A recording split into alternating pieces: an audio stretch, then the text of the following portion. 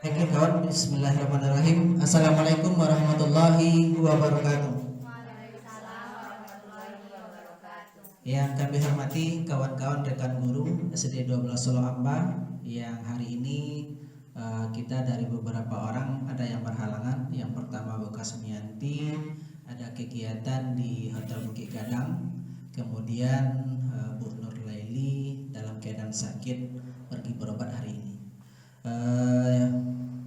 Kembali kita bersyukur kehadirat Allah Subhanahu wa taala, yang mana pada hari ini sesuai yang kita rencanakan, kita akan mensosialisasikan daripada bahan calon guru penggerak angkatan 8 yang berada pada modul 1.4 akhir daripada modul 1.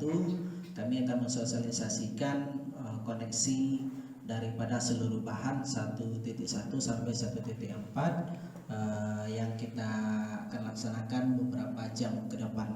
Kemudian salawat dan salam mari senantiasa kita ucapkan kepada Nabi kita Muhammad sallallahu alaihi wasallam. Allahumma shalli ala Muhammad wa ala ali Muhammad. Bapak Ibu yang kami hormati, kawan-kawan rekan guru SD 12 Solo Amba, salam bahagia. Hari ini seperti yang ditampilkan di depan tadi, kami akan mensosialisasikan daripada bahan calon guru penggerak angkatan 8 Kabupaten Sijunjung tahun 2023. Ya, di sini memang dibuatkan masih sebagai guru PJOK SD 12 Solo Amba dari tahun 2009 sampai sekarang. Guru penggerak angkatan 8 Kabupaten Sijunjung di tahun 2023. Baik kawan, yang akan kita bahas di sini adalah budaya positif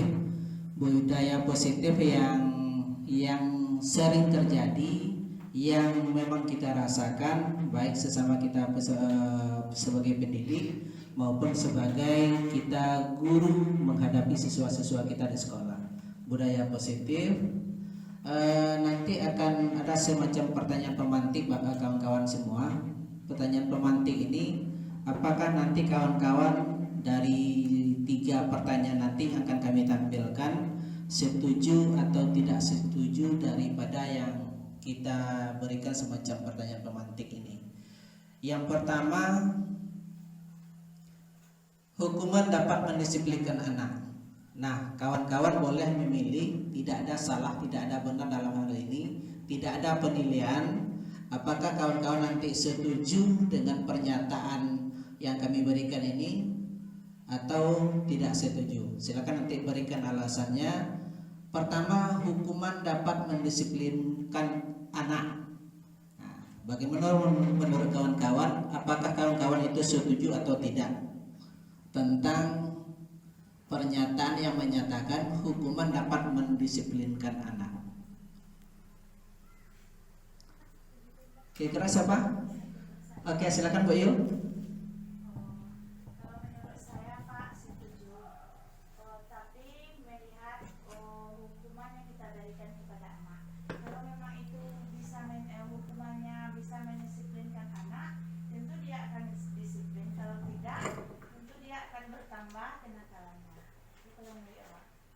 Oke, yang lain silakan.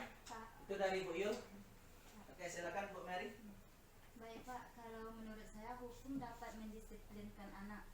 Menurut saya sama seperti Ibu tadi, setuju. Tapi alasan saya, asalkan hari pertama sekolah kita itu kita sepakati terlebih dahulu dengan anak apa hukuman yang kita sepakati itu. Setelah disepakati oleh anak-anak, tentu dia akan mengikuti hukuman yang kita telah sepakati bersama itu, Pak. Jadi akan mendisiplinkan anak jadinya.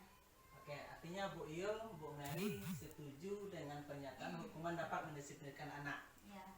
Oke. Yang lain yang tidak setuju angkat tangan. Yang tidak setuju dengan pernyataan di atas silakan angkat tangan. Artinya kita semua setuju ya? Setuju. Kita semua, oke. Di sini 3 pernyataan ini tidak ada yang salah yang benar, nanti kita akan uraikan di bahasan berikutnya. Yang kedua, pemberian hukuman dengan hal positif seperti membaca atau membersihkan halaman sekolah dapat meningkatkan disiplin anak. Pemberian hukuman dengan hal positif, ini dengan hal positif seperti membaca atau membersihkan halaman sekolah dapat meningkatkan disiplin anak. Setuju tidak setuju? Yang setuju angkat tangan. Semua. Ada 3 orang, 4 orang. Yang tidak setuju, silakan berikan alasannya. Bu Wei tadi tidak setuju? Silakan berikan alasannya. Setuju, Bu Wei setuju. Yang tidak setuju? Arti semua setuju? Oke, setuju. Kita lanjut pernyataan ketiga. Memberi penghargaan dapat meningkatkan motivasi belajar anak. Setuju. Memberi penghargaan dapat meningkatkan motivasi belajar anak. Setuju ya? Artinya 3 pernyataan ini kita semua setuju dari 3 pernyataan. Setuju ya? Semua setuju, tidak ada yang tidak setuju. Oke. Terima kasih. Kita mulai dari konsep pertama Bapak dan Ibu, kawan-kawan semua, disiplin positif dan nilai-nilai kebajikan universal. Kita bermain sebentar. Permainan kepal tangan. Ya. Permainan kepal tangan, silakan dibaca tugas yang di atas. Tugasnya adalah mengepalkan salah satu tangan Anda. Coba Anda bayangkan bahwa Anda menyimpan sesuatu yang sangat berharga di dalam kepalan tangan Anda. Anda perlu menjaga benda tersebut sekuat tenaga karena begitu pentingnya untuk kehidupan Anda. Silakan sambil meram Bapak dan Ibu, kawan-kawan semua, sambil meram. Anggap di dalam kepalan tangan itu ada sebuah benda yang sangat berharga, ya. Nanti akan ada seseorang yang ingin mengambil, ya, baik dengan ancaman ingin mengambil suatu benda yang ada di genggaman itu, baik dengan rayuan, ya, ataupun bagaimanapun caranya mereka ingin mengambil sesuatu yang sangat berharga dari kepalan tangan ini. Oke, silakan dilakukan. Nanti apa yang akan terjadi?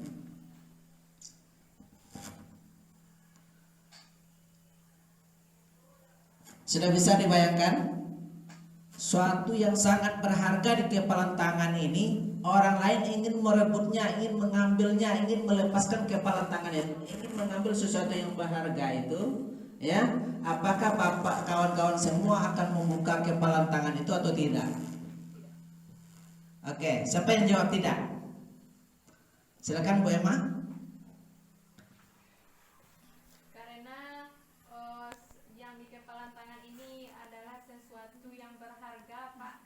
Sesuatu yang berharga tidak akan pernah dibuka, tidak akan pernah dibuka ya. Oke, artinya ya ada yang sifatnya membujuk, menghardik, mengintimidasi, memarahi, menggoda, caranya menggoda, menggelitik, bahkan menawari Anda uang untuk bersedia membuka kepalan tangannya, karena di sebuah kepalan tangan itu ada sesuatu benda yang sangat berharga, berarti tidak akan pernah dibuka ya. Tidak akan pernah dibuka. Ini berhubungan dengan kontrol diri. Baik kontrol diri dengan kita sebagai seorang pendidik maupun kontrol diri seorang siswa kita sebagai peserta didik. Sekali lagi, kontrol diri kita sebagai seorang pendidik maupun kontrol diri manusia itu sebagai peserta didik. Karena peserta didik kita juga bersifatnya manusiawi seperti kita sebagai seorang pendidik.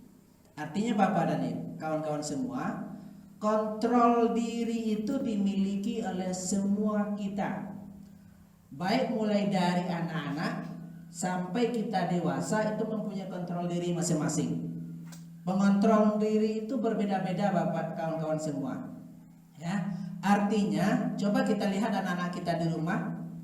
Ketika ada sesuatu yang mereka senangi, kita larang. Contoh anak kecil umur 5 tahun saja kawan-kawan semua ingin menaiki sebuah kursi yang pastinya nanti dia akan jatuh. Kita larang, tapi menurut kontrol dirinya dia pasti bisa. Ya, artinya sesuatu yang ingin mereka coba itu sangat berharga menurut diri mereka, tetap akan mereka lakukan meskipun kita memarahi jangan menaiki kursi tersebut. Jangan lakukan hal itu. Kok kita unggul benar, kita rayu benar, tapi sesuatu yang sangat berharga ketika mereka sudah menaiki kursi itu sangat berharga menurut mereka akan tetap mereka lakukan. Kok kadiberangannya, kadibongiannya, dimarahi mereka, dibujuk mereka, apapun cara kita, tetap mereka akan melakukan. Seperti itu anak-anak kita juga di kelas kita masing-masing, di sekolah, di lingkungan juga seperti itu. Oke kawan-kawan, kita lanjutkan dulu. Nah, pertanyaannya, siapa sesungguhnya yang memegang kendali atau kontrol untuk membuka atau menutup kepalan tangan? Siapa sesungguhnya yang memegang kontrol diri itu? Diri kita sendiri. Kita sendiri yang memegang kontrol atas kepalan tangan kita. Apakah kita akan membuka atau menutup kepalan tangan kita, itu bergantung pada diri kita masing-masing, sesuai dengan kebutuhan dasar kita saat itu. Ya, keinginan kita untuk membuka, contohnya anak-anak kita, keinginan mereka membuka meskipun itu sesuatu sangat berharga, tetapi keinginan saat itu ingin dibukanya kepalan tangannya, keinginannya, meskipun mereka ingin menagih kursi tersebut, tetapi karena saat itu mereka sesuatu yang sangat terdesak, maka dihilangkanlah kontrol diri tersebut, dilakukan apa yang kita perintahkan. Meskipun sesungguhnya menaiki kursi itu sangat berarti bagi mereka di umur 5 tahun tersebut. Tetapi karena saat sudah terdesak oleh desakan kita, rayuan kita, marahan kita terhadap anak-anak kita, mereka urungkan niat tersebut, mengurungkan kontrol diri mereka, tidak tetap melakukan yang terbaik menurut mereka. Satu. Kemudian kawan, nah ini ada ilusi kontrol. Ilusi kontrol itu adalah kecenderungan seseorang mempercayai sesuatu di luar nalar secara berkelebihan. Nah ini ilusi kontrol. Contohnya, anak sudah berkeinginan melakukan menaiki kursi, itu keinginan sebenarnya dia pasti bisa melakukan itu. Umur 5 tahun, kalau seandainya menaiki kursi yang goyang tersebut pasti jatuh menurut kita. Tapi menurut mereka ketika setelah menaiki itu sesuatu yang sangat berharga bagi mereka, kita lakukan, ya kita marahi, kita larang. Artinya ilusi kontrol kita adalah secara di luar nalar secara kelebihan. Tapi kita sebenarnya tahu mereka, anak-anak kita yang meskipun berumur 5 tahun menaiki kursi itu pasti bisa mereka. Tetapi banyak di luar nalar kita yang berkelebihan, jatuh begona, jangan panjang jatuh nak, jangan lakukan itu. Banyak hal-hal negatif yang kita berikan daripada dorongan motivasi yang sebenarnya harus kita lakukan. Ada ilusi guru mengontrol murid yang kita lakukan di sekolah. Ilusi bahwa kritik membuat orang merasa bersalah, mengkritik, menyalahi, selalu yang mereka lakukan itu selalu kita kritik. Kadang-kadang benar, tapi selalu tetap kita kritik. Ya, lah kamu kok anak mengambil tugas yang kita suruh ke depan, tetapi tetap disalahkan. Meskipun benar-benar salah yang dilakukan oleh anak tersebut, tetapi tetap saja kita kritik. Meskipun seandainya mereka sudah berani ke depan tampil untuk menjalankan tugas yang kita berikan di papan tulis, seharusnya, selayaknya, sejauh harusnya kita berikan aplaus terhadap mereka. Meskipun hanya berani tampil ke depan, hanya berani memegang spidol. Nah, apa yang kita berikan? Stimulus bagaimana cara mereka melakukan beko yang waktunya ya, kita tunjukkan, karena memang kemampuan dasar seorang anak itu sangat-sangat berbeda.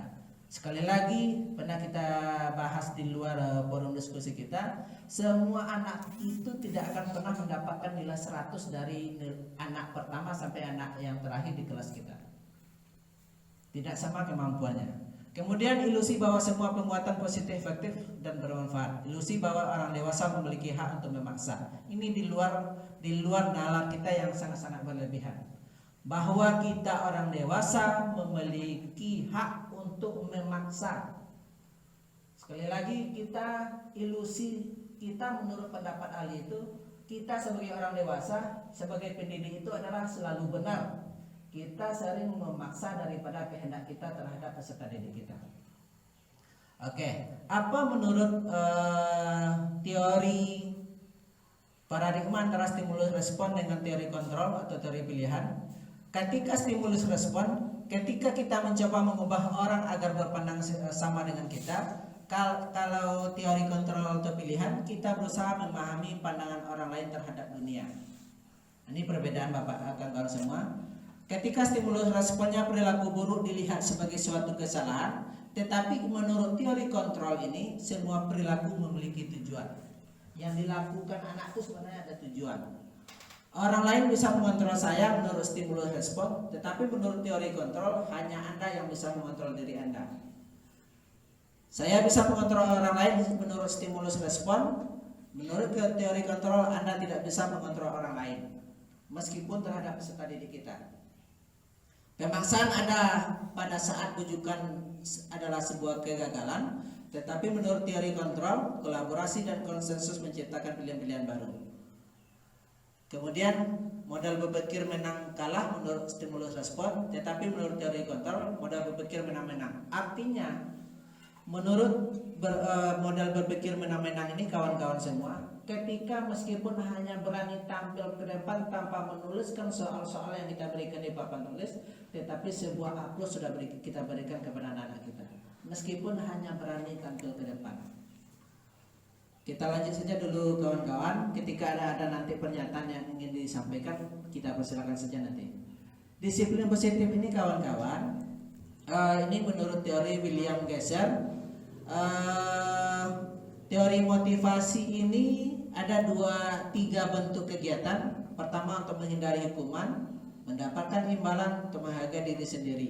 Ini akan kita bahas nanti di PowerPoint selanjutnya. Ada nanti 5 posisi kontrol kita. Apakah kita di sekolah ini sebagai penghukum? Apakah kita nanti sebuah pembuat merasa bersalah? Apakah diri kita ini sebagai teman oleh peserta didik? Apakah diri kita ini akan menjadi pemantau terhadap peserta didik yang dilakukan oleh anak-anak kita di sekolah? Apakah kita nanti akan sebagai manajer? Hal ini kawan-kawan semua berlaku akan ada pada diri kita. Kita nanti yang akan menentukan diri kita seperti apa itu sebagai pendidik. Apakah sebagai pendidik kita nanti akan sebagai penghukum? Apakah kita sebagai pendidik itu sebagai pembuat merasa bersalah bagi anak-anak kita? Apakah kita sebagai teman? Apakah kita hanya sebagai pemantau? Apakah kita nanti sebagai manajer?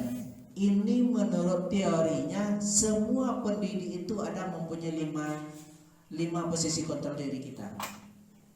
Nah, apa yang paling baik? Nanti akan kita jelaskan. Yang paling baik itu adalah sifatnya manajer. Yang paling buruk itu adalah sebagai penghukum dan pembuat merasa bersalah. Apa poin-poin untuk kita sebagai penghukum dan pembuat merasa bersalah ini nanti akan kita jelaskan. Bagaimana poinnya kita sebagai teman, sebagai pemantau, apakah dinyatakan baik atau tidak nanti akan kita jelaskan. Begitupun juga dengan sifat manajer ini.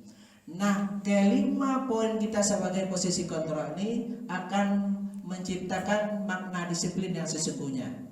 Ketika sudah kita lakukan bentuk penyelesaian masalah dengan namanya yang segitiga restitusi, menetapkan, menstabilkan identitas, memvalidasi kebutuhan dan menanyakan keyakinan. Nah, ketika posisi kontrol ini sudah terwujud, teori motivasi ini sudah kita lakukan. Teori motivasi ini sangat berhubungan ya dengan posisi kontrol ini akan menciptakan motivasi terhadap anak-anak kita. Apakah motivasi itu bersifat negatif atau positif, akan menjadikan nilai-nilai kebajikan universal. Akan kita bahas ini kawan-kawan, dan terciptanya keyakinan kelas. Nah, ketika keyakinan kelas ini sudah terwujud, sudah segitiga restitusi ini kita ciptakan, maka akan tercipta kebutuhan dasar manusia. Inilah yang kebutuhan dasar manusia, baik kita sebagai seorang pendidik maupun sebagai peserta didik. Kita lanjutkan dulu kawan-kawan.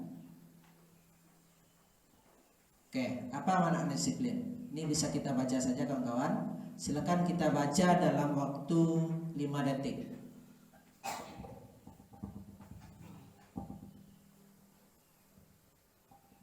Nah, hal ini ketika kita pakai fokus di kelas kita masing-masing, bukan seluruh bahan ini yang kita bacakan, tetapi bisa kita bawa anak-anak merenung. Silakan anak-anak sekalian baca ini selama 5 detik. Anak-anak berusaha membaca.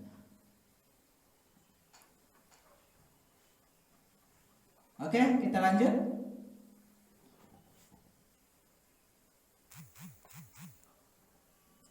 Oke, nilai-nilai kebajikan ini hanya semacam pernyataan. Nilai kebajikan itu adalah sifat-sifat positif manusia yang merupakan tujuan mulia yang ini ingin dicapai setiap individu.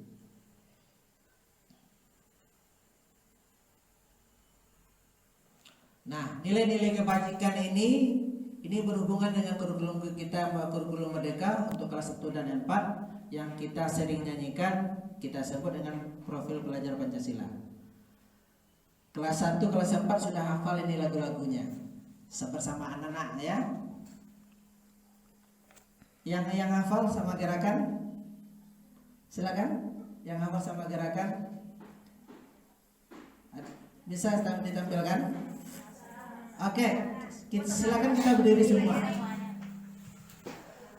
Kalau awak ada dapat gerakannya dong, tetapi nyanyi saya nampaknya. 3, 4. Belajar Pancasila, beriman dan bertakwa pada Tuhan yang esa dan berakhlak mulia, berkebinekaan global, gotong royong mandiri, kreatif dan bernalar kritis. Ada sambungannya yang kita ceritakan kawan-kawan. Silakan duduk. Sambungnya sama nadanya dengan ini. Bisa dicobakan nanti sama kawan-kawan guru kelas 1 dan guru kelas 4. SDN 12 Nagari Solo Amba, Kecamatan Sijunjung, Kabupaten Sijunjung. Kamilah pelajarnya, pelajar Pancasila, berbudaya dan juga beretika. Kelas 1 bisa ambil nada-nada ini. Kita ulang lagi kawan-kawan ya. SDN 12 Nagari Solo Amba, Kecamatan Sijunjung, Kabupaten Sijunjung. Kamilah pelajarnya, pelajar Pancasila, berbudaya dan juga beretika. Bisa diambil. Silakan yang lain kalimat-kalimatnya untuk semangatan anak-anak kita dengan nada-nada yang sama, nada dengan pelajar profil Pancasila ini. Kita lanjut dulu kawan-kawan. Kita masuk materi yang kedua. Oke, supaya agak lebih paham. Teori motivasi, hukuman dan penghargaan serta restitusi. Ini berhubungan dengan 3 pertanyaan pemantik tadi kawan-kawan. Nah, hukuman, konsekuensi dan restitusi dalam menjalankan peraturan ataupun keyakinan kelas ataupun keyakinan sekolah, bila mana ada suatu pelanggaran, tentunya sesuatu harus terjadi. Udah pasti itu. Tindakan terhadap suatu pelanggaran pada umumnya berbentuk hukuman atau konsekuensi. Setuju tidak kawan-kawan? Yang telah kita lakukan ini, tindakan terhadap suatu pelanggaran pada umumnya berbentuk hukuman atau konsekuensi. Ini sering terjadi? Sering. Namun dalam pelaksanaan kurikulum Merdeka akan diperkenalkan program disiplin positif yang dinamakan dengan restitusi. Apa restitusi? Pemecahan masalah dengan tidak memberikan suatu hukuman atau konsekuensi ini. Karena hukuman atau konsekuensi ini sedikit sama tapi berbeda. Hukuman sangat beralasan tidak positif, tetapi konsekuensi ini hampir-hampir mendekati hal yang negatif juga.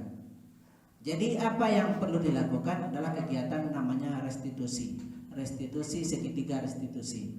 Nah, inilah yang ada di dalam program kurikulum Merdeka yang juga dibahas dalam program guru penggerak. Artinya Bapak dan Ibu, yang telah kita lakukan itu karena kita tidak tahu. Ya, artinya semakin kita kejar ilmu, semakin kurang daripada yang kita tahu selama ini. Semakin kita kejar ilmu, semakin tahu kita bahwa yang telah kita lakukan itu adalah kebiasaan, melakukan hal-hal yang biasa. Bukan membenarkan yang benar, tapi melakukan sesuatu yang menurut kita benar menurut kita, tetapi itu adalah sebuah kesalahan. Oke, hukuman bersifat tidak terencana atau tiba-tiba. Pasti itu. Hukuman bersifat tidak terencana atau tiba-tiba. Anak atau murid tidak tahu apa yang akan terjadi dan tidak dilibatkan. Hukuman bersifat satu arah dari pihak guru yang memberikan, dan murid hanya menerima suatu hukuman tanpa melalui suatu kesepakatan atau pengarahan dari pihak guru, baik sebelum atau sesudahnya. Hukuman yang diberikan bisa berupa fisik maupun psikis. Ini yang banyak terjadi kawan-kawan. Murid atau anak disakiti oleh suatu perbuatan atau kata-kata. Oke, kita lanjut. Disiplin dalam bentuk konsekuensi adalah sudah terencana atau sudah disepakati atau sudah dibahas dan disetujui oleh murid dan guru. Umumnya bentuk-bentuk konsekuensi dibuat oleh pihak guru atau sekolah, dan murid sudah mengetahui sebelumnya konsekuensi yang akan diterima bila melakukan pelanggaran. Ini konsekuensi berbeda dengan hukuman. Nah, dari motivasi perilaku manusia, ketika ada motivasi internal untuk menghindari ketidaknyamanan atau hukuman, sebenarnya ketika motivasi yang eksternal yang ada pada diri kita itu apa yang akan terjadi apabila saya tidak melakukannya. Kemudian apa yang akan saya dapatkan apabila saya melakukan pemberian hukuman kepada anak-anak kita. Ketika motivasi internal, tujuan positif, disiplin positif ini untuk menghargai diri sendiri, kita sebagai seorang pendidik, saya akan menjadi orang yang seperti apabila saya melakukannya. Nah, artinya kawan-kawan, tujuan motivasi internal ini adalah tujuan disiplin positif ini adalah membentuk kekuatan karakter anak dengan tidak memberikan suatu hukuman. Itu maksudnya. Apa menurut Ki Hajar Dewantara kawan-kawan? Merdeka itu artinya tidak hanya terlepas dari perintah, akan tetapi juga cakap buat memerintah diri sendiri, mengontrol diri kita sendiri, cakap mengontrol diri kita, cakap memerintah diri kita, bukan hanya cakap untuk membuat suatu perintah terhadap anak-anak kita. Itu menurut Ki Hajar Dewantara. Dihukum oleh penghargaan. Ini berhubungan dengan 3 pernyataan tadi kawan-kawan, bahwa penghargaan berlaku sama dengan hukuman. Penghargaan berlaku sama dengan hukuman. Dorongan internal dan akan ada faktor ketergantungan beberapa dampak dari pemberian penghargaan. Ini masuk lagi ke sebuah penghargaan. Pertama, pengaruh jangka pendek dan jangka panjang. Yang kedua, penghargaan adalah sebuah menghukum, penghargaan mengurangi ketepatan, penghargaan tidak efektif, penghargaan merusak hubungan. Kira-kira kawan-kawan, penghargaan yang dibahas di sini adalah ketika penghargaan dalam suatu proses suatu hasil dari proses pembelajaran, bukan penghargaan terhadap diri seseorang terhadap suatu proses pembelajaran, tetapi penghargaan terhadap hasil dari pencapaian seseorang dalam pembelajaran, bukan dari proses. Karena proses identik dengan nilai. Sekali lagi, proses identik dengan nilai. Maka penghargaan terhadap nilai yang dicapai itu adalah sebuah bentuk penghukuman, bukan bagi pribadinya yang kita berikan penghargaan. Terhadap siapa? Terhadap mereka-mereka yang tidak kita beri penghargaan. Tetapi pernyataan ini menurut pendapat ahli dari kami yang pelajari adalah penghargaan suatu proses. Di dalam suatu proses sangat-sangat berarti dari penghargaan daripada nilai yang tertera yang mereka dapat. Karena hasil dari output dari pembelajaran adalah identik dengan nilai. Sama dengan pemberian juara, selama ini yang kita berikan menurut pendapat ahli ini adalah sebuah hukuman. Hukuman menurut siapa? Menurut mereka yang tidak mendapat juara. Jangankan yang tidak dapat juara, mereka yang dapat juara 3, dapat juara 2 akan merasa sangat-sangat kecewa mereka karena mereka ingin dapat juara 1. Apalagi yang tidak dapat juara. Jadi menurut pendapat ahli ini, penghargaan itu adalah sebuah menghukum. Penghargaan itu mengurangi ketepatan, tidak efektif, dan merusak hubungan. Merusak hubungan siswa dengan siswa, merusak hubungan siswa dengan kita sebagai pendidik. Kemudian penghargaan menurunkan kualitas karena Seperti ini kawan-kawan, awak belajar dengan rajin gini untuk dapat juara 1, juara 2, juara 3. Ketika besok dinyatakan setelah mereka di luar sekolah kita, mereka tidak menemukan hal itu, berarti akan menurunkan kualitas pembelajaran peserta didik. Dengarkan mematikan kreativitas, mengurangi motivasi intrinsik. Ini bisa kita pahami ketika penghargaan itu tidak diberikan kepada semua anak. Bagaimana caranya akan kita bahas di rapat-rapat selanjutnya kawan-kawan setelah hari ini atau beberapa hari ke depan tentang daripada hasil sosialisasi kita hari ini.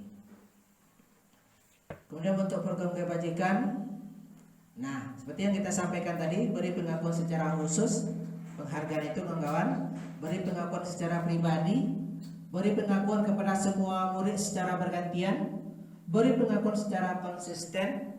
Artinya keempat poin ini terhadap penghargaan kepada siswa kita, ini adalah seluruhnya dalam sebuah proses, bukan terhadap sebuah hasil dari proses pembelajaran.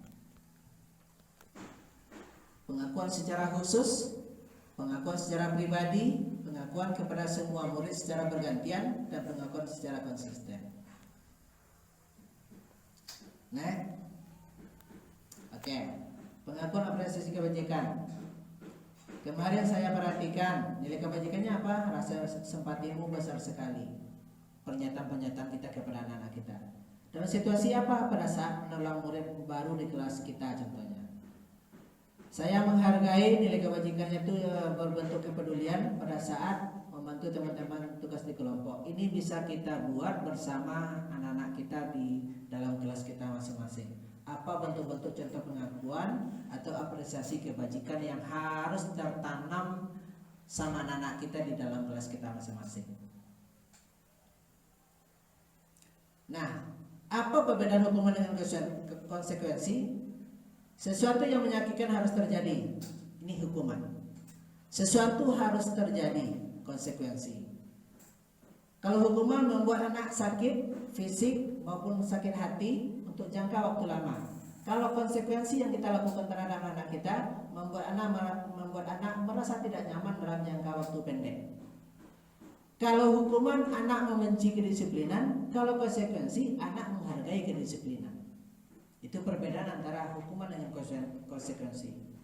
Kalau hukuman itu adalah sebuah paksaan, tetapi konsekuensi adalah sebuah stimulus atau tanggapan.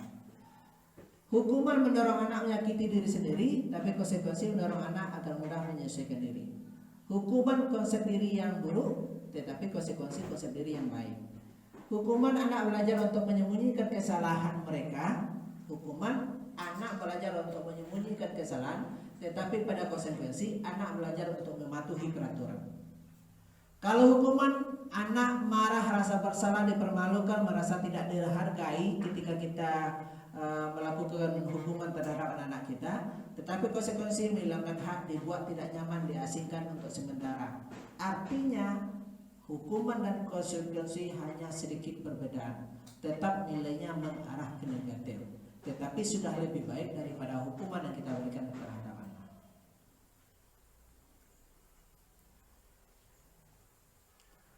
Oke, coba nanti kita jawab cara bersama-sama kawan-kawan. Apakah pernyataan yang kita tampilkan ini, tindakan seorang guru ini, apakah dinyatakan sebagai hukuman atau konsekuensi? Yang pertama silakan dibaca dalam waktu 2 detik.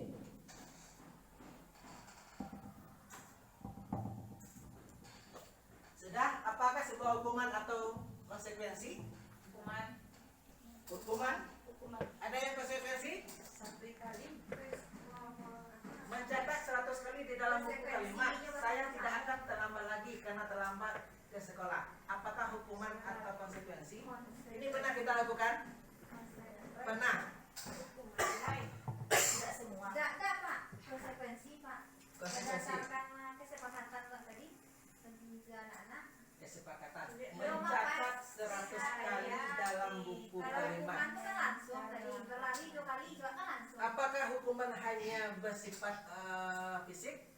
Tidak. Psikis, mentalnya? 100 kali berulang kalimat yang sama, bisa menangis anak-anak?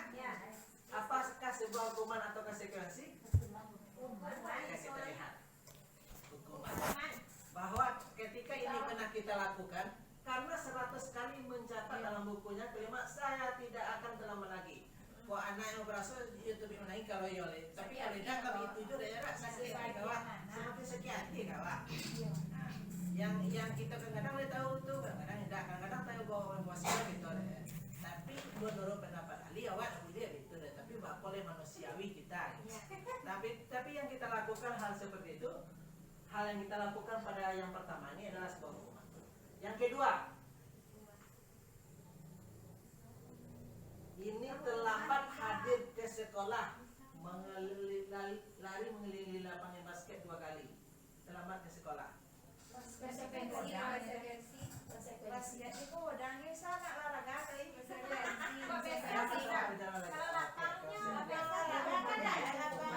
Karena bukan pada pelajaran olahraga.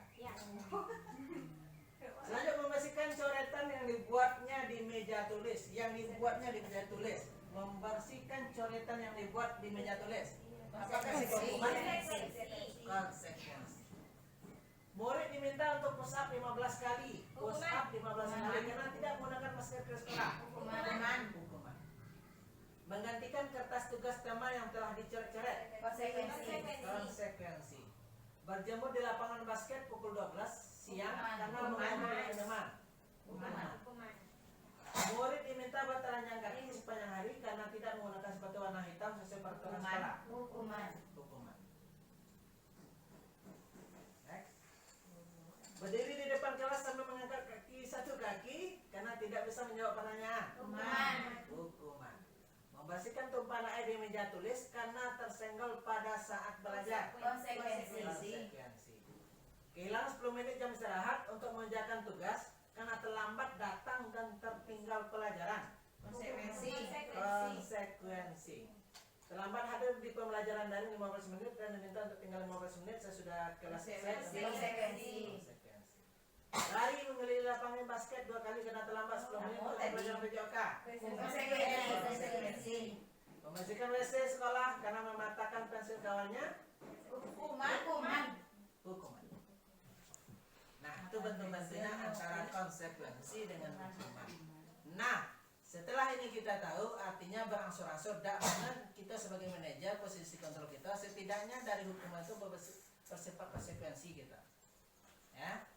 Oke kawan-kawan, berangsur memang tidak semudah membalikkan telapak tangan. Tetapi kalau kadang-kadang kita tidak dikaji-kajian dengan hal-hal yang baru, menurut pendapat ahli guys kadang-kadang sudah semakin terbiasa dan tidak bisa dirubah. Kita lanjut kawan-kawan. Restitusi yang kita sampaikan tadi adalah proses menciptakan kondisi bagi murid untuk memperbaiki kesalahan mereka sehingga mereka bisa kembali pada kelompok mereka dengan karakter yang lebih kuat.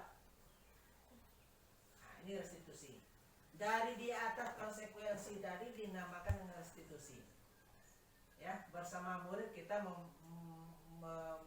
memecahkan masalah mereka sehingga karakter mereka lebih kuat daripada kita berikan hukuman, hadikan dan hal-hal negatif lainnya akan semakin lari. Sama kecil ke mengantangan anak ayam kalau dikoja semakin lari. Ya, sudah buat dewage, semakin pakai kawan. Kalau dikoja tidak akan dapat kawan. Sama anak-anak seperti itu. Restitusi juga merupakan proses kolaboratif yang mengajarkan murid untuk mencari solusi untuk masalah mereka dan membantu murid berpikir tentang orang seperti apa yang mereka inginkan dan bagaimana mereka harus memperlakukan orang lain.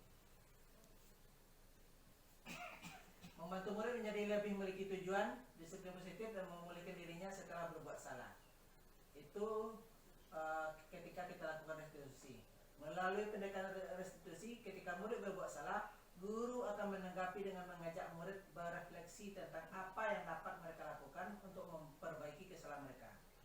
Berdiskusi, berkolaborasi dengan anak-anak yang berbuat kesalahan itu dengan melakukan restitusi, ya, untuk memperbaiki kesalahan mereka sehingga mereka menjadi pribadi yang lebih baik dan menghargai dirinya. Pendekatan restitusi tidak hanya menguntungkan korban, tetapi juga menguntungkan orang yang telah berbuat salah. Lanjut. Nah, hukum hukuman konsekuensi restitusi sama dengan hukuman dengan konsekuensi tadi. Ketika hukuman sesuatu yang menyakitkan harus terjadi, ketika konsekuensi itu sesuatu harus terjadi, restitusi merupakan sebuah pilihan. Tidak nyaman untuk murid atau anak untuk jangka waktu panjang, tetapi kalau konsekuensi yang kita lakukan terhadap anak-anak kita tidak nyaman untuk murid anak untuk jangka pendek. Kalau hukuman jangka panjang dan terpandang dari anak, kalau konsekuensi waktu jangka pendek. Kalau restitusi yang kita lakukan menguatkan untuk anak-anak kita dalam jangka waktu panjang, menguatkan karakter. Kalau hukuman korban mendapatkan keadilan, kalau konsekuensi korban bisa diabaikan, kalau restitusi korban mendapatkan ganti. Kalau hukuman murid atau anak akan tersakiti, kalau konsekuensi murid atau anak dibuat tidak nyaman, kalau restitusi murid atau anak mendapatkan penguatan. Inilah 3 bentuk kegiatan yang seharusnya mana yang harus kita pilih. Apakah hukuman yang akan kita pilih dalam suatu proses di sekolah kita, apakah sebuah konsekuensi, apakah sebuah restitusi. Kalau hukuman pasti negatif, tetapi kalau konsekuensi yang kita lakukan hampir negatif tetapi netral. Kalau restitusi pasti kegiatannya semuanya positif. Kita lanjut, keyakinan kelas. Mengapa perlu keyakinan kelas? Kenapa tidak peraturan saja? Coba baca kawan-kawan yang pertama ini. Mengapa kita memiliki peraturan harus menggunakan helm bila mengendarai kendaraan roda 2? Silakan siapa yang bisa jawab? Yang bisa menanggapi? Kenapa harus menggunakan helm bila mengendarai kendaraan roda 2?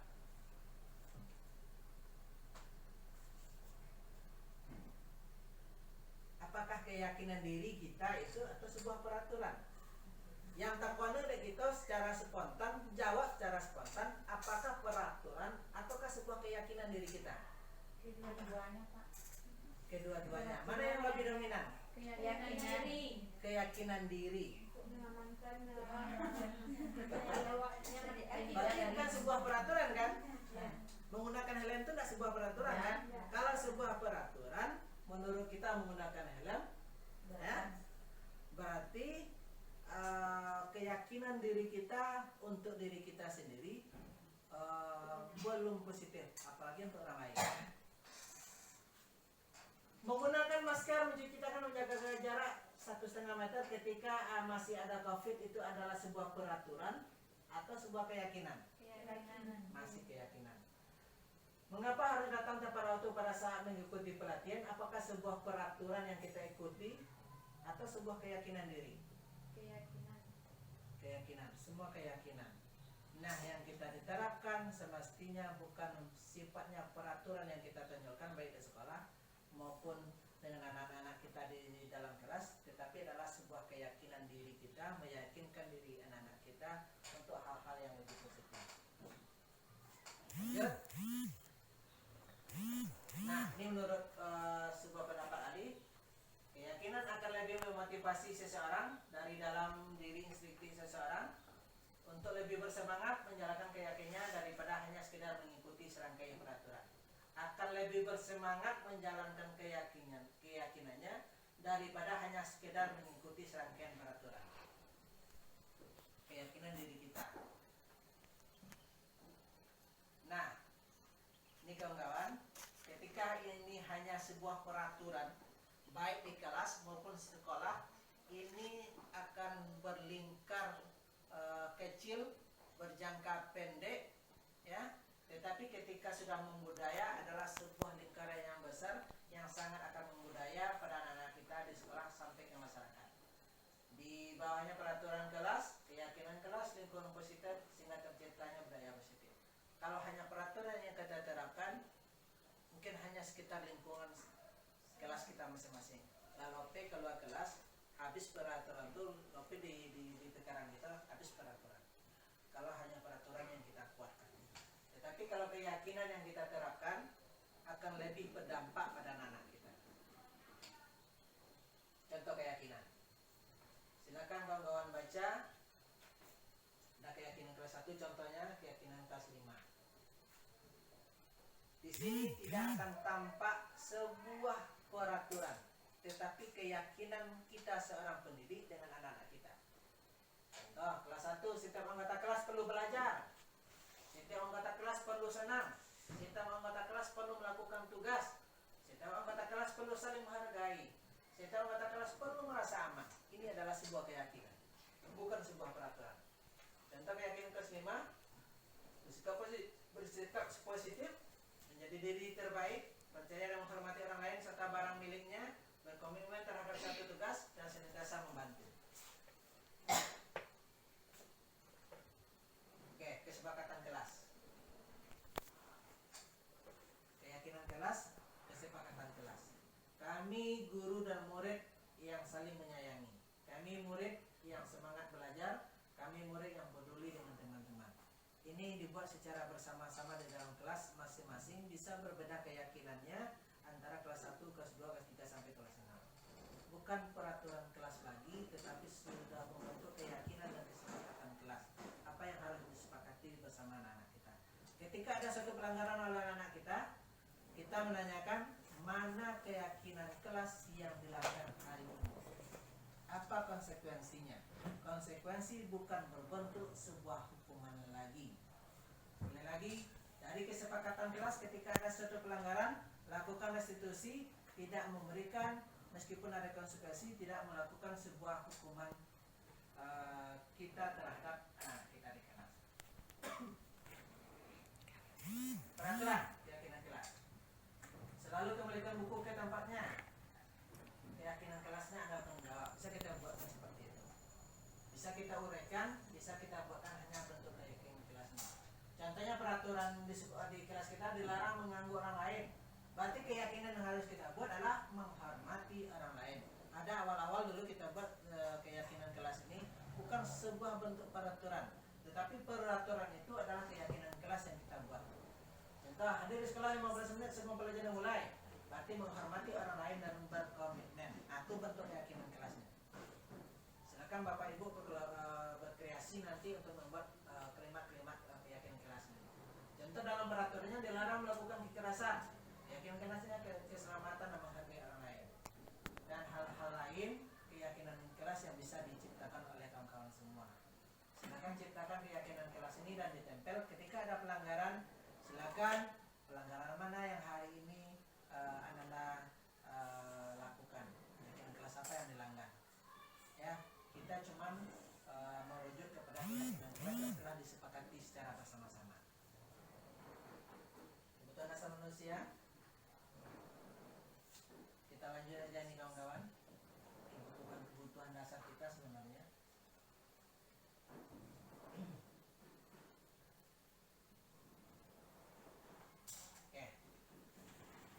Ini pertanyaan pemantik, silakan kawan-kawan baca. Nanti ada hal-hal yang akan kita lakukan, silakan baca kawan-kawan.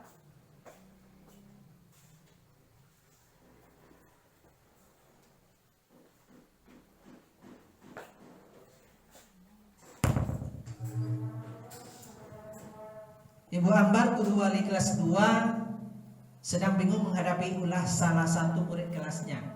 Doni, beberapa anak kelas 2A telah datang padanya dan mengeluhkan Doni yang seringkali meminta bekal makan siang mereka dengan paksa. Meminta bekal makan siang mereka dengan paksa, si Doni ini. Jika Anda menghadapi situasi seperti Ibu Ambar, apa yang akan Anda lakukan? Menurut Anda, kira-kira apa alasan Doni melakukan hal itu? Sekali lagi, Doni kelas 2 telah datang padanya dan mengeluhkan Doni yang seringkali meminta bekal makan siang mereka dengan paksa. Kelas 2, si A, si Doniko meminta makanan kawan yang lainnya di kelas 2 itu secara paksa. Jika Anda menghadapi situasi seperti Ibu Ambar, apa yang akan Anda lakukan? Menurut Anda kira-kira apa alasan Doni melakukan hal itu? Kita coba jawab kawan-kawan. Nah, dalam konteks penerapan disiplin, apabila jawaban Doni karena ia lapar dan orang tuanya tidak membawakannya bekal makan siang, maka kebutuhan dasar yang sedang berusaha dipenuhi oleh Doni adalah kebutuhan untuk bertahan hidup. Karena kebutuhan dasar itu ada 5. Kita kembali dengan yang tadi kawan-kawan. Ini kebutuhan dasar manusia. bukan hanya kita guru sebagai pendidik, tetapi anak-anak kita sebagai pelajar. Apa kebutuhan dasarnya? Bertahan hidup, kasih sayang dan ingin rasa diterima, rasa sayang dan rasa diterima kekurangan dia oleh kita, penguasaan, kebebasan, kesenangan. Apa yang banyak sama anak kita adalah kebebasan. Karena kebutuhan dasar manusia itu memang seperti itu. Menurut pendapat ahli ini tidak akan lari dari manusia. Pasti ada kelimanya. Bertahan hidup. Kita mungkin bertahannya guru-guru honor sampai P3K petang dinyatakan lulus, ingin bertahan hidup itu. Kebutuhan dasar kita. Ingin rasa diterima. Meskipun kekurang kita, tidak boleh ngambil perangkat, tapi bisa aja diizinkan masuk kelas, rasa ingin diterima. Penguasaan, ya, penguasaan apa? Penguasaan karena kita masih ingin satu kelompok pelajar di sekolah ini. Kesenangan, kebebasan. Ada hal ini 5 pokok kebutuhan dasar ini sama anak ada. Karena ini tidak akan lari mulai anak sejak lahir sampai meninggal. Kebutuhan dasar manusia tidak akan terlepas. Nah, ketika ada suatu permasalahan tadi oleh si Doni tadi kawan-kawan, ketika dinyatakan dirinya ya tidak membawa bekal ke sekolah tadi, ya tidak disediakan oleh orang tuanya, pagi orang tua jualan berangkat, berarti kebutuhan dasarnya adalah bertahan hidup. Apabila alasannya mengambil bekal temannya karena dia merasa senang temannya jadi memperhatikan dia, kebutuhan dasarnya ingin kasih sayang dan rasa diterima. Senangnya mencari perhatian. Apabila jawaban ini merasa hebat karena temannya jadi takut dengan dia dan ingin menuruti keinginannya, maka kebutuhan dasarnya adalah kekuasaan. Apabila jawaban ini adalah merasa bosan dengan bekal makanan yang dibawa ibunya dari rumah karena ibunya selalu membawakan bekal yang sama setiap hari, dan karena itu dia ingin mencoba makanan teman-temannya beraneka ragam, berarti kebutuhan dasarnya adalah kebebasan dan selanjutnya kesenangan. Posisi kontrol, ketika kita temui hal-hal tersebut dan hal-hal lain yang ada di kelas kita, posisi kontrol kita sebagai seorang guru. Ini bukan hanya seorang guru, tetapi sebagai seorang manusia yang sudah dewasa, sebagai orang tua, posisi kontrol ini berlaku semua. Bukan hanya guru. Yang kami terima bukan hanya guru, sebagai orang tua juga. Apa kita terus sebagai penghukum kepada anak-anak kita? Apakah sebagai pembuat merasa bersalah? Apakah sebagai teman? Ya, apakah sebagai sebagai manajer? Kita lihat. Sebagai penghukum bisa menggunakan hukuman fisik atau maupun verbal, baik di kelas, di sekolah maupun di rumah. Kalau itu terus yang kita lakukan terhadap suatu kesalahan anak-anak kita di sekolah maupun di rumah, berarti kita posisi kontrol kita adalah sebagai penghukum. Kalau pembuat merasa bersalah, akan membuat orang lain merasa tidak nyaman, bersalah atau rendah diri. Kalau teman, dan jelas sebagai teman, membuat posisi teman menggunakan hubungan baik dan humor untuk mempengaruhi, ya, berhubungan baik atau melakukan humor untuk mempengaruhi seseorang. Artinya kita ajak peserta didik kita, anak kita dengan posisi kontrol kita sebagai seorang teman. Kemudian sebagai pemantau, ya kita hanya mengawasi kegiatan-kegiatan yang dilakukan anak meskipun anak berbuat salah. Sebagai manajer, ini posisi yang paling tinggi kawan, di mana kita melakukan bersama murid, mempersilakan murid mempertanggungjawabkan perilakunya agar menemukan solusi atas permasalahannya sendiri. Ini posisi yang paling tertinggi dari kebutuhan dasar manusia. Posisi kontrol manusia yang paling tinggi itu adalah manajer, bukan sebagai penghukum atau pembuat merasa bersalah. Yang kita lakukan selama ini, jika posisi kita selalu menghukum anak berbuat salah, berarti posisi kita baru posisi terendah, bukan yang tertinggi. Kalau kita membuat anak selalu merasa bersalah, saya mau bersalah, berarti anak kita, posisi kita, kontrol kita sebagai pembuat merasa bersalah. 2 posisi dinyatakan negatif, ya, 2 posisi dinyatakan menengah, 1 posisi dikatakan posisi kontrol kita tertinggi. Kita lihat nanti kawan-kawan. Nah, seperti ini. Ini perlu kita pahami, ya. Penghukum Guru yang berbuat itu menghardik, menunjuk-nunjuk, menyakiti, menyindir, itu penghukum. Kalau dalam berkata, kalau kamu tidak melakukannya, awas ya, rasakan ya. Kalau hasil, ya, memberontak, menyalahkan orang lain, berbohong. Kalau pembuat merasa bersalah, menceramahi, menyalahkan, seharusnya kalian seperti itu. Ibu sangat kecewa terhadap kalian. Kami sangat kecewa terhadap kalian. Kamu seharusnya kamu sudah tahu. Ibu lelah sekali mengatakannya. Ibu sangat stres. Ini adalah pembuat merasa bersalah kita. Kalau teman, ayolah lakukan demi ibu. Masa kamu tidak mau? Ingat, tidak pernah ibu. Masa kamu tidak ingat ibu pernah membantu? Hampir hal-hal seperti itu. Kalau pemantau, apa peraturannya? Ketika mereka melakukan kesalahan, kita mengatakan apa peraturannya? Menyesuaikan diri bila diawasi. Kalau mengajar, mengajukan pertanyaan-pertanyaan, apa yang kita yakini, apa yang bisa kita kerjakan untuk memperbaiki kesalahan ini, menguatkan pribadi dan hal-hal yang positif.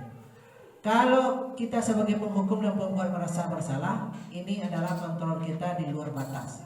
Artinya kita seorang pendidik itu dinyatakan gagal. Kalau kontrol kita sudah sebagai teman dan pemantau, berarti kita sudah hampir berhasil atau sukses. Kalau sudah kita sebagai manajer, ya, berarti kontrol diri kita memang sudah dinyatakan sukses. Berarti dua sebagai negatif, dua yang hampir mendekati positif, satu yang memang sangat-sangat diharapkan lah.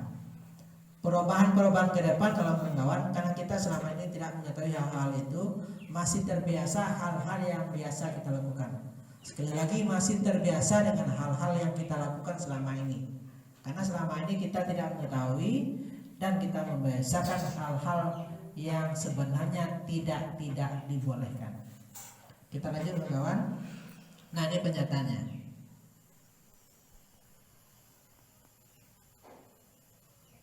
Kalau saya kecewa sekali dengan kamu, pernyataannya berarti kita kontrol diri kita. Posisi kita adalah pembuat orang merasa bersalah. Kamu tidak pernah benar melakukannya, berarti kita sebagai penghukum. Meskipun dengan hanya kata-kata, bukan hanya perbuatan. Dengan kata-kata saja kita sudah dicap sebagai penghukum. Posisi kontrol yang paling bawah. Ayolah lakukan demi ibu, demi bapak, berarti kita sebagai teman terhadap anak-anak kita. Apakah kamu mau mendapatkan stiker bintang hari ini? Berarti kita pemantau. Apakah kamu akan mau mendapatkan penghargaan dari ibu hari ini? Berarti kita hanya pemantau. Bagaimana kamu bisa menyelesaikan masalah ini? Berarti manajer. Kita gali anak kita. Apa yang seharusnya dilakukan? Apa yang sebenarnya yang bisa kamu lakukan? Kenapa kamu berbuat seperti itu? Apakah nanti konsekuensi yang kamu langgar? Ya, kamu selalu yang paling terakhir, berarti penghukum. Awak telah ambil tahu ya, mah, berarti kita penghukum. Karena kita belum menyadari, kita belum tahu daripada karena semuanya sudah dibahas oleh para ahli bagaimana posisi kontrol seorang pendidik. Baik kita di sekolah maupun sebagai pendidik di rumah. Karena pendidik itu yang awal utama itu adalah keluarga di rumah. Dan lanjut kawan, kita lanjutkan saja ini video ini karena sama dengan bahasan di atas segitiga restitusi yang kita bahas tadi. Segitiga restitusi dalam usaha menciptakan kondisi bagi murid untuk memperbaiki kesalahan mereka sehingga mereka bisa kembali pada kelompok mereka dengan karakter yang lebih kuat. Lanjut saja. Ada 3 bentuk: menstabilkan identitas, validasi tindakan yang salah, dan menanyakan keyakinan. Apa nanti perbuatan kita, apa kata-kata kita nanti akan kita tampilkan. Nah, langkah pertama pada segitiga restitusi dalam menstabilkan identitas. Jika anak berbuat salah, maka kebutuhan dasar mereka tidak terpenuhi. Bagi dasar segitiga restitusi memiliki tujuan untuk merubah orang yang gagal karena telah berbuat kesalahan menjadi orang yang sukses. Kita harus mampu meyakinkan mereka dengan tidak ada manusia yang sempurna. Seperti ini mungkin kalimatnya. Saya juga pernah melakukan kesalahan seperti itu. Ketika kita dulu sebagai seorang pelajar, sebagai peserta didik, kita juga pernah berbuat mungkin yang sama dengan peserta didik yang melakukan pelanggaran hari ini. Mungkin seperti itu yang bisa itu ketika menstabilkan identitas. Ketika seseorang dalam kondisi emosional, maka otak tidak akan mampu berpikir rasional. Saat inilah kita menstabilkan identitas anak kita bantu untuk tenang dan mencari solusi untuk menyelesaikan permasalahan. Anak kita bantu untuk tenang dan mencari solusi untuk menyelesaikan permasalahan. Ini poin pertama dalam segitiga restitusi, menstabilkan identitas. Tak langsung angkawa angsiang mah. Potong lah itulah kerajaan ini itulah lah. Seperti itu kawan-kawan. Apa yang dikatakan guru? Berbuat salah itu hal yang manusiawi. Ketika menstabilkan identitas, poin pertama kita. Tidak ada manusia yang sempurna. Bapak ibu juga pernah melakukan kesalahan yang sama. Kita pasti bisa menyelesaikan permasalahan ini. Ini bentuk-bentuk kalimatnya. Bapak ibu tidak tertarik untuk mencari tahu siapa yang sebenarnya yang benar, siapa sebenarnya yang salah. Bapak ibu lebih tertarik untuk menyelesaikan masalah. Itu perkataan kita seorang guru kepada anak-anak ketika menstabilkan identitas, ketika kita lakukan segitiga restitusi. Kalau kamu menyalahkan dirimu sendiri terus menerus, apakah kamu bersikap baik pada dirimu sendiri? Mungkin itu yang dinyatakan ketika kita panggil anak-anak tersebut untuk menyelesaikan masalah. Lanjut. Langkah kedua, validasi tindakan yang salah. Apa kalimatnya? Oke. Apa yang dikatakan guru? Berbuat salah itu hal manusiawi. Tidak ada manusia yang sempurna. Bersama tadi kawan-kawan, ya. Langkah yang ketiga. Nah, yang tadi berulang-ulang kita katakan, ini yang perlu. Apa nilai yang kita pelajari di kelas atau sekolah? Apa keyakinan kelas yang kita sudah sepakati? Nilai-nilai universal apa yang kita sepakati? Kelas ini ideal itu seperti apa? Kamu ingin menjadi anak seperti apa? Apa yang kamu rasakan ketika kamu lakukan itu? Kamu ingin menjadi orang yang seperti apa? Artinya tidak ada berbentuk hukuman, penyelesaian masalah yang mestinya kita berikan. Apakah kita masih sebagai penghukum, pemberi konsekuensi, atau penyelesaian masalah seperti ini? Karena dalam peraturan di BOS saja kawan-kawan, anak menghilangkan buku, mencabik buku, boleh diganti gini? Tidak boleh lah. Bu aja saya pernyataan, lebih itu aturan kementerian gini, tidak boleh diganti. Karena kementerian bidang sekolah dasar mulai sejak PAUD sampai SMP itu sudah dari kementerian yang sama. Anak mencabik buku, menghilangkan buku paket kita tidak boleh fotokopi dah. Tidak boleh disuruh ganti dah. Tidak boleh diganti, tidak boleh disuruh fotokopi dehnya. Karena itulah sebuah hukuman. Apa solusinya? Adalah membuat surat pernyataan di sekolah. Berbagai cara yang bisa kita lakukan, tapi tidak lagi bersifat hukuman. Nah, berhubungan semua dengan hal ini kan kawan. Yang kita cari adalah solusinya, bukan hukuman lagi. Sekali lagi, hukuman itu bersifat fisik maupun psikis atau mental mereka. Lanjut. Ya, video tidak perlu. Sampai di situ dulu kawan-kawan. Mungkin ada satu hal yang kita mau bincangkan menjelang jam 12. Kalau ada kita persilakan, kita musyawarahkan secara bersama-sama. Kita tutup slide kita dulu kawan. Kita tidak formal, silakan kita diskusi dengan materi-materi kita yang telah ada tadi. Kita persilakan.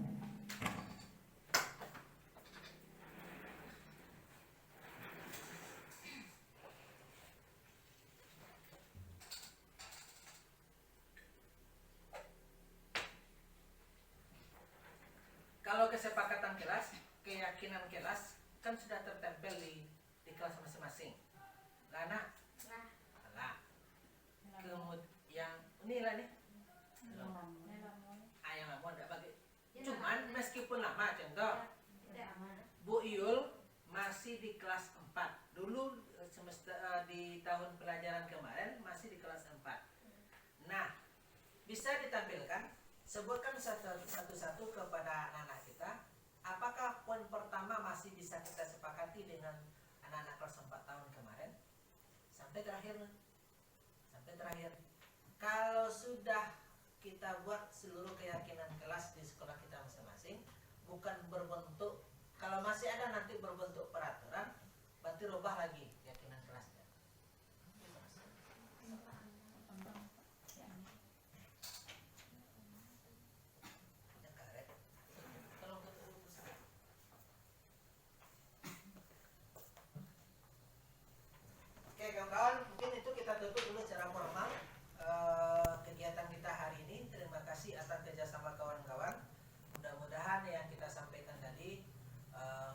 merubah kita ke arah yang lebih baik terhadap proses anak-anak kita di dalam kelas. Terima kasih. Assalamualaikum warahmatullahi wabarakatuh. Waalaikumsalam.